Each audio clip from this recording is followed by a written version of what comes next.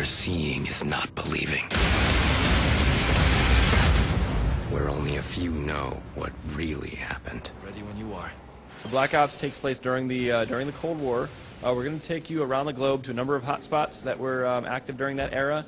It's not about those particular conflicts, though. So, like, we have Vietnam sequences, but you're not there to fight the Vietnam War. You're there to fight your specific covert, deniable operation.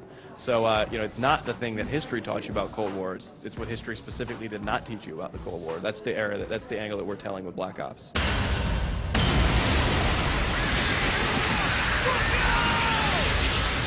We live in a world where everything you know is wrong. Of course, the core staple to Call of Duty will still be there. We're not going to sacrifice any cinematic intensity at all. You're still going to, you know, players expect a certain thing out of their Call of Duty game. They're still going to get that. But we're going to be able to tell them things that they haven't seen before, completely fresh and new experiences, a variety of experiences. And I think at E3 we showed you that with, you know, flying your own helicopter to SR-71 to base jumping. There's so many things that are going to happen in our levels that really these Black Ops units did partake in. What was the thinking behind adding those into the game?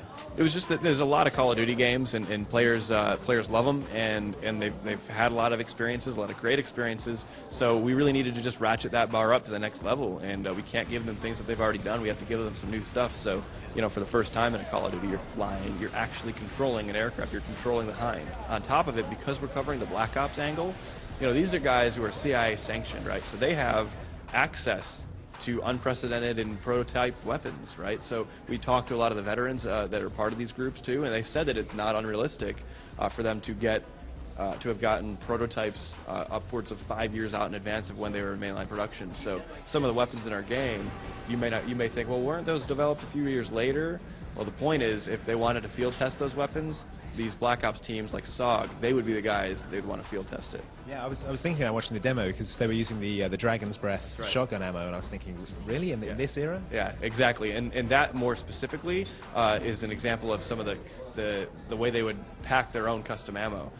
We talked to Major John Plaster, who's a SOG veteran, in fact, and he would tell us about how they would pack their own ammo, modify their own weapons, and they would bring them whatever they needed on their mission. They could take, and they could do whatever they wanted to their weapons, and no one's going to stop them because, you know, these guys are the best of the best. And we of course have our military advisor that's been with the franchise, Hank Kiersey.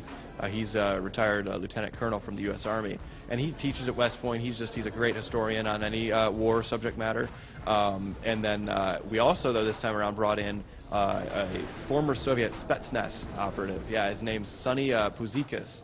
And Sonny taught us a lot about the other side of war. So basically, the Spetsnaz, they're the Russian Black Ops. Like they're just as trained as we are, except, you know, they're on the other side. So the AI type that you're going to experience in our single player is going to be a completely different and a much more formidable opponent when you're fighting our Soviet Spetsnaz. They really are unbelievable. He taught us about this tactic they called getting off the X. And basically, they're training our military. We train with a rifle first. We train you how to be accurate with in basic training with a rifle.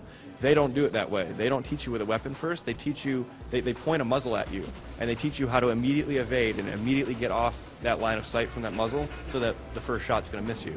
And then they teach you how to get to your enemy and disable your enemy without weapons. So it's just a completely different fighting force. And then imagine how lethal they are with a weapon in their hand. So it's going to really throw the player off the first time they encounter it in Black Ops. Fantastic. So let's talk about the multiplayer. What can people expect from that part of Call of Duty Black Ops? Yeah, multiplayer is just a huge part of the franchise, and I'd be remiss to not tell you about it. So we unfortunately aren't ready to go into a deep dive into our multiplayer. We'll reveal that later this year. But what I can tell you is that we're putting a strong focus on player personalization and socialization. So especially the first-person shooter gamer, they want to create their own online identity. They want to make the game their own, play it the way they want to play it. So we're going to give them the tools and the platform to do just that. If you think about how Create a Class works in the Call of Duty games, a lot of that lives in there now, so we've completely blown that system out.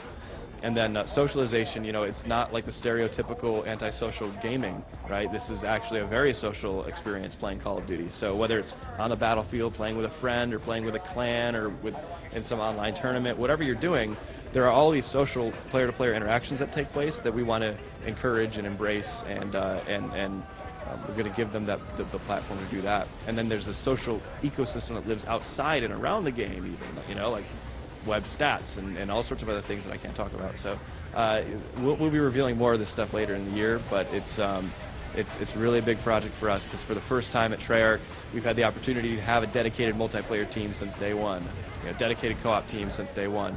We've done that because we have all of our resources focused on just Black Ops. And finally, I've got a couple of quick questions from our users. Probably can't answer them, but I've got to do it. So first up, Lammy DJ wants to know if you're going to be running a beta for the game. We're considering it. We're not ready to announce or deny a beta. If we are going to announce one, you'll hear it from me first. I'm on Twitter. It's JD_2020, so you'll be able to find me there.